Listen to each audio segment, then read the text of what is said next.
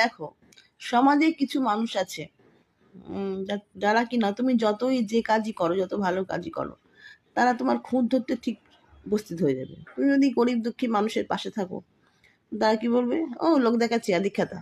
তুমি যদি পথের অবলা প্রাণীদের একটু খাওয়াটাও, তো বলবে মানুষকে খাওয়াচ্ছে না কুত্তা খাওয়াচ্ছে, বললো, হলো। তারপরে তুমি যদি কোনো রান্না বান্না দেখাও আর কি, রান্নার রেসিপি দেখাও, তখন বলবে তোমার এইটাতে ঝাল কম হলো, ওটাতে নুন কম হলো, বা তোমার বাসনগুলো ঠিক পরিষ্কার নয়, তোমার অ্যারেঞ্জমেন্টটা ঠিকঠাক হয়নি, ইত্যাদি ইত্যাদি বলবে।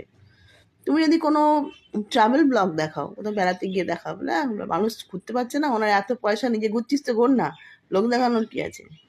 মানে সব বলতেই থাকবে বলতেই থাকবে। তুমি কি করবে? তোমার কাজকর্ম বন্ধ করে দেবে? তুমি করবে না এগুলো?